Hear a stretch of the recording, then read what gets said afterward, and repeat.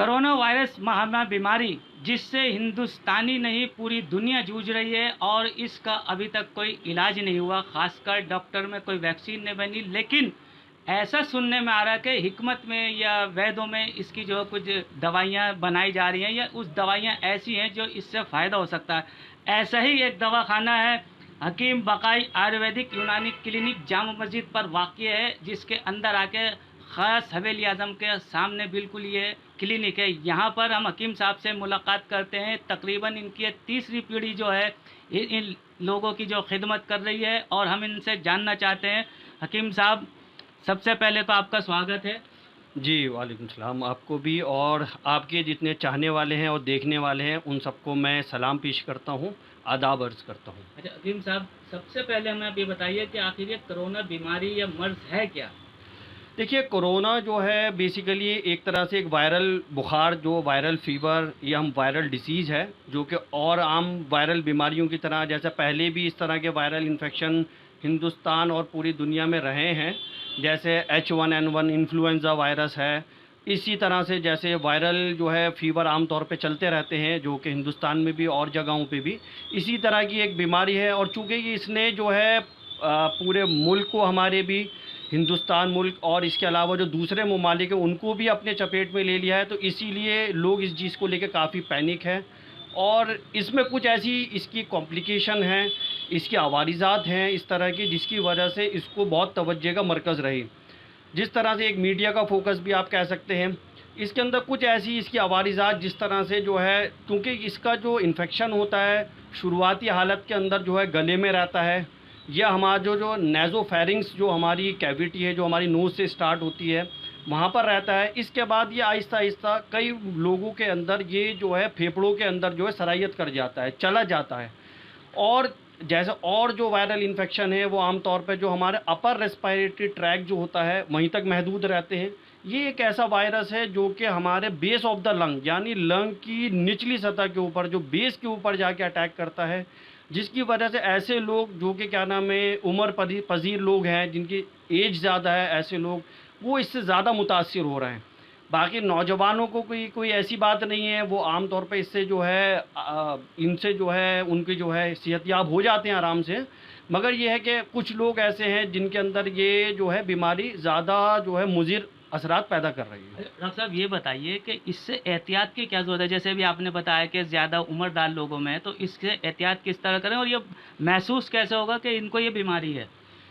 ठीक है, सबसे पहले मैं एहतियाती तदाबीर के ऊपर आता हूँ, क्योंकि माशाल्लाह इस चीज़ के ऊपर जो है गवर्नमेंट ऑफ इंडिया की तरफ से भी, अदर एनजीओज़ की तरफ से भी इसके ऊपर बहुत रोशनी डाली जा चुकी है। जो बहुत बेसिक चीज़ अब जो कि पब्लिक डोमेन के अंदर जो है इस चीज़ को जो है काफ़ी काम हो चुका है और पब्लिक अवेयरनेस भी काफ़ी है। जैसे सबसे कॉमन चीज़ है जो मैं इस चीज़ के अंदर बताना चाहूँगा, जो हमारा फेस का टी शेप होता है, चूँकि ये हमारे रेस्पिरेटरी सिस्टम के ऊपर अटैक कर रही है, तो हमें हर वो ओपनिंग जहाँ से ये वायरस हमारी बॉडी में एंटर करता है, जो रेस्पिरेटरी ट्रैक को हमारे जो है जो ओपनिंग्स है, जैसे हमारी नोज़ हो गई, हमारा जो माउथ हो गया, इसी तरह एक और चीज़ हमारी आइज़। इसीलिए हम इस चीज़ के अंदर सबसे पहली जो चीज़ अपने पेशेंट को और लोगों को बता के चलते हैं कि जो हमारा फेस के ऊपर जो टी शेप है, टी शेप अगर हम बनाएं तो हमारे फेस पर ऐसे बनेगा और ऐसे बनेगा। तो जो टी शेप है हमें इसको कवर करना है और इसको बचाना है अदर इन्फेक्शन से। जैसे क्या है कि हम लोग जो है हम कहते हैं इसके अंदर हमें आइज़ को प्रोटेक्ट करने के लिए जो है जो फेस शील्ड आ रही है उसका इस्तेमाल करें।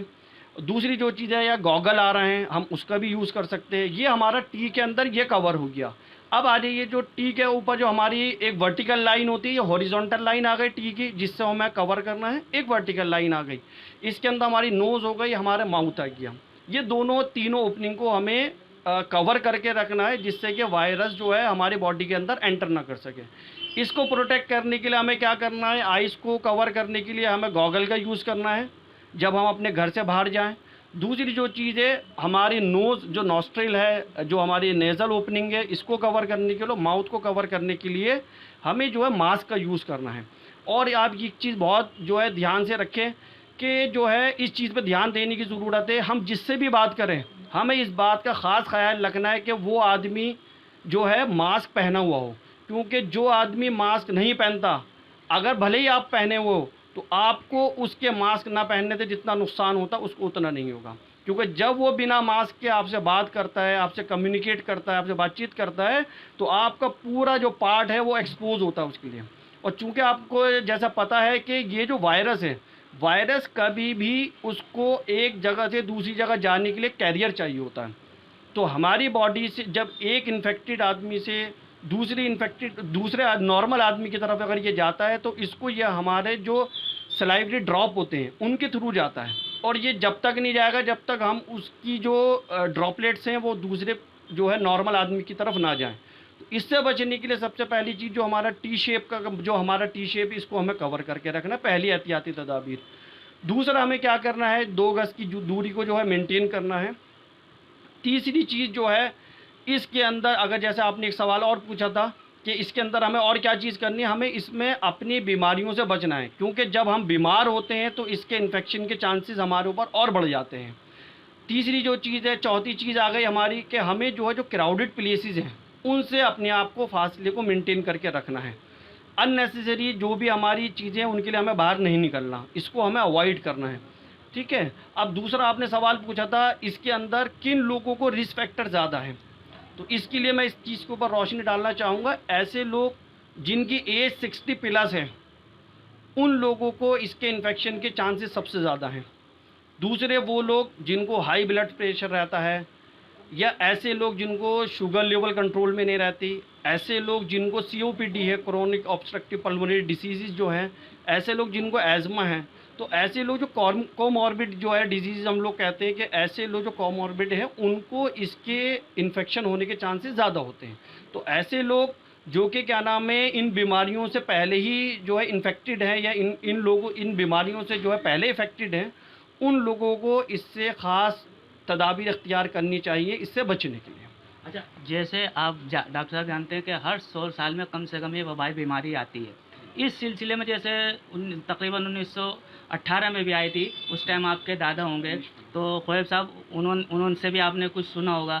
लेकिन हम जानना ये चाह रहे हैं कि आखिर इसके इलाज के पास आपके ऐसी क्या क्या चीज़ें हैं। देखिए, सबसे पहली चीज़ जो है, चूँकि ये एक वायरल जो है डिज़ीज़ है और इस चीज़ के ऊपर बहुत काम हो रहा है, वैक्सीन के ऊपर भी काम हो रहा है, और मुख्तलिफ़ जो कंपनीज़ हैं, आयुर्वेदिक हो, यूनानी हो और अदर एलोपैथिक कंपनीज़ भी हों, उस चीज़ को बहुत अच्छा काम चल रहा है, और उम्मीद की जा रही है कि जल्द हमें जो है वैक्सीन इसकी जो है दस्तयाब होगी।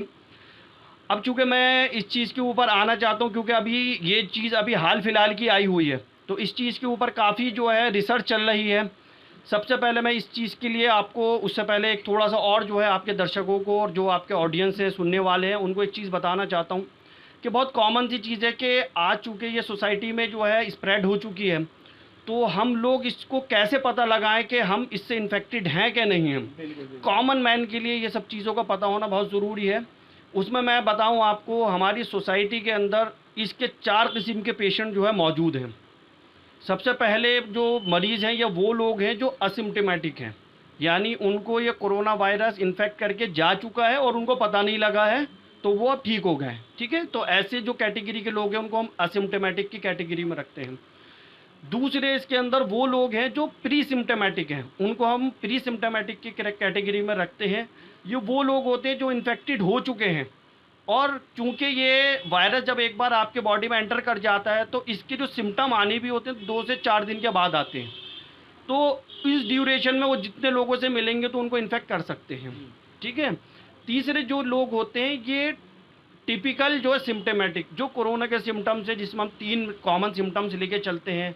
जैसे फीवर का होना, कई लोगों को लो ग्रेड फीवर भी होता है, कई लोगों को हाई ग्रेड फीवर भी आ रहा है। दूसरे वो जो इसके अंदर सिम्टम आता है वो ड्राई कफ का आता है, और तीसरा सिम्टम जो बाद में जाके आता है ब्रेथलेसनेस का आता है।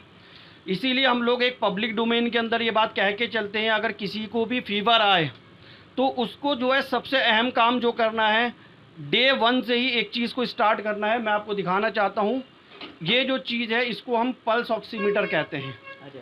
ये जो पल्स ऑक्सीमीटर है ये आपके घर में होना चाहिए, और इससे हमें ऑक्सीजन लेवल चेक करना सबसे ज़्यादा ज़रूरी है।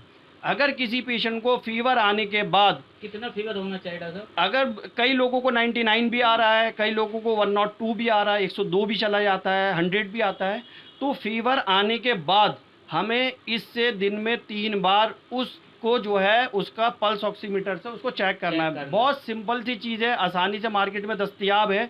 इसमें सिर्फ कुछ नहीं करना होता, अपनी फिंगर को लेना है आपको और उसके इसके अंदर ऐसे रखना होता है।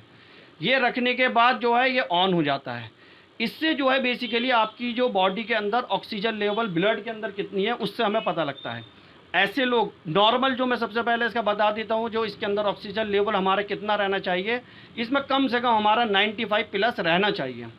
ऐसे लोग जिनको जो है 95 से नीचे अगर टेम्परेचर उनका ऑक्सीजन लेवल जा रहा है तो उनको ये देखना चाहिए कि आने वाले टाइम में उनको इमरजेंसी की कंडीशन आ सकती है। अगर हम वक्त रहते हमें पता लग जाता है कि हमारी बॉडी के अंदर ऑक्सीजन लेवल नीचे जा रहा है तो हम उसका इलाज जो है आसानी से कर सकते हैं। अगर हम इसमें जितना डिले करेंगे तो बाद में यही चीज़ निमोनिया में कन्वर्ट हो जाती है। ये बीमारी जो है निमोनिया डेवलप कर लेती है, जो कि क्योंकि इसके अंदर डे 4 के अंदर जो है 4 to 5 डे के अंदर इस इन्फेक्शन के बाद निमोनिया डेवलप होने के चांसेस काफ़ी बढ़ जाते हैं। तो जैसे मैंने बताया कि सबसे पहले हमें क्या करना है, जो इसका ट्रू सिम्टमेटिक जो हुए हैं, जो 3 मैंने सिम्टम बताए थे आपको। सबसे पहली चीज़ फीवर का आना, दूसरी चीज़ ड्राई कफ का होना और तीसरी चीज़ ब्रेथलेसनेस का होना। अच्छा, अब चौथी कैटेगरी इसके अंदर जो 4th कैटेगरी जो लोग हैं जो इससे इन्फेक्टेड हैं उस कैटेगरी को हम कहते हैं अटिपिकल जो पेशेंट हैं, अटिपिकल सिम्टम्स।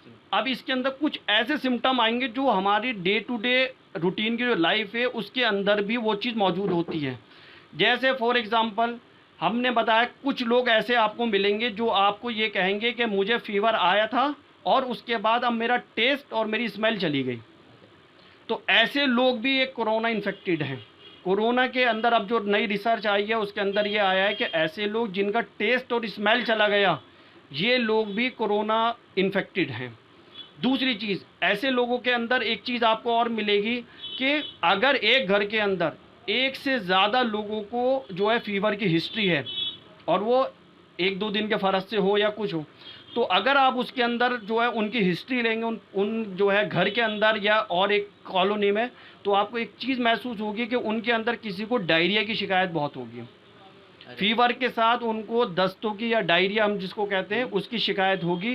तो ऐसे लोग जो है ये भी कोरोना की इन्फेक्शन की अलामत है।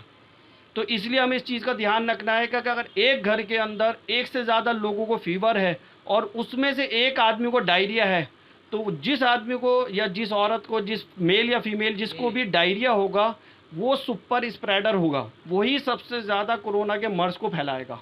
तो हमें इस चीज़ का बहुत ध्यान रखना है, जब एक से ज़्यादा लोगों को एक टाइम में या कुछ वक्त के फ़र्क से अगर घर में बुखार आ रहा है तो हमें इस बात की ख़ास एहतियात करना है। उसके अंदर उस शख्स को देखिए जिसको डायरिया की शिकायत है। आपके पास ऐसी दवाई हैं जो इस वक्त आप बता सकते हैं कि इन्हें पीने से कुछ फ़ायदा होगा या कुछ इलाज हो सकता है? ठीक है, इलाज के ताल्लुक से मैं बता रहा हूँ, जो जितनी भी एहतियाती तदाबीर जो बताई गई हैं, जैसे हम लोगों को अपने आप को कैसे कवर करना है, बीमारियों से बच के रहना है, क्योंकि इस वबाई जो है दौर के अंदर अगर हम बीमार होंगे तो हमारे जो है इस वबाई अमराज के इन्फेक्शन होने के चांसेस बहुत बढ़ जाते हैं।